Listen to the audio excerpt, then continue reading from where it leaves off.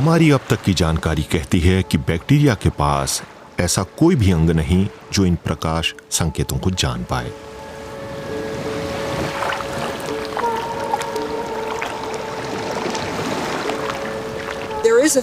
एक सिद्धांत है जिसके मुताबिक बैक्टीरिया में ये विकसित हुआ कि कब वो एक समूह के तौर पर देखे जा सकते हैं। उन्हें अकेले नहीं देखा जा सकता है। वो नंगी आंखों से नजर आने के लिए काफी छोटे हैं, तो उन्हें देखा जा सकता है। और जब आंखों की जटिल संरचना विकसित हुई तो उसके साथ ही वो भी विकसित हुए। लेकिन बैक्टीरिया क्यों चाहेंगे कि बड़े जानवर उन्हें देखें? लंबे वक्त तक वैज्ञानिक इसे लेकर आश्वस्त नहीं थे, और फिर हवाई के तटीय इलाके में समुद्र में रहने वाले एक नन्हे निवासी ने उन्हें कुछ सुराग दिए। हवाईयन बॉबटेल स्क्विड हर रात अंधेरे में छोटे छोटे केकड़ों और झींगों का शिकार करने के लिए अपने छिपने की जगह से बाहर निकलते हैं।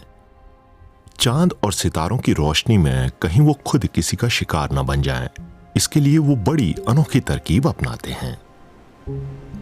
वो चमकते और जगमगाते हैं। ये रोशनी निकलती है विब्रियो फिशरी बैक्टीरिया से, जिसके पास रोशनी छोड़ने का एक खास अंग होता है। ये बैक्टीरिया स्क्विड की समूची त्वचा की सतह पर फैले होते हैं। करीब 5 सेंटीमीटर लंबा स्क्विड इस प्रकाश का इस्तेमाल कर अपनी ही छाया पर रोशनी डाल सकता है और एक तरह से परभक्षियों के लिए अदृश्य सा हो सकता है।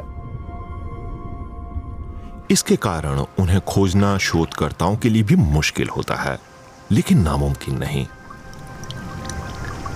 हाँ, हमें एक मिला है। ये एक वयस्क मादा हवाईयन बॉबटेल स्क्विड है। अगर हम कल सुबह उसे जहाज से भेजें तो वो अगली सुबह पहुंच जाएगी। वो यात्रा के दौरान करीब 20 घंटे एक कूलर में रहती है। आमतौर पर हम उन्हें जहां भी भेजें वो खुशी खुशी चले जाते हैं और तसल्ली से इंतजार करते हैं।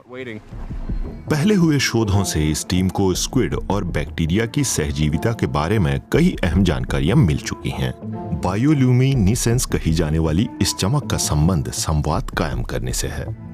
हमारी जानकारी के मुताबिक इस बैक्टीरिया के पास सहजीविता के अलावा बायोल्यूमिनिसेंस का कोई और खास कारण नहीं है। ऐसे मामले जहां ये अपने मेजबान जीव के लिए रोशनी पैदा करते हैं और वो जीव उस रोशनी का इस्तेमाल कई गतिविधियों के लिए कर सकता है। हमें ये जानकर हैरानी हुई कि हर एक कोशिका जितनी मात्रा में रोशनी पैदा करती है वो उस तरल में बैक्टीरिया के एक तय घनत्व पर पहुंचने पर बदल जाती है। और इससे हमें संकेत मिला कि बैक्टीरिया एक दूसरे से संवाद करते हैं। हमें महसूस होने लगा कि बैक्टीरिया का बर्ताव कई तरह का होता है, ज्यादा विकसित जीवों और पौधों की ही तरह, जो कि बहुत गौर से ना देखने पर नहीं दिखते। बैक्टीरिया जिस प्रक्रिया के तहत संवाद करते हैं उसे क्वारम सेंसिंग कहा जाता है। वो कई सारे संकेत देने वाले मॉलिक्यूल्स इस्तेमाल करते हैं जो उन्हें अपने इर्द गिर्द की चीजों को भांपने में मदद करते हैं। एक सिग्नलिंग मॉलिक्यूल तय करता है कि कौन सी प्रजातियां करीब हैं। दूसरा मॉलिक्यूल अपनी प्रजाति की मौजूदगी बताता है।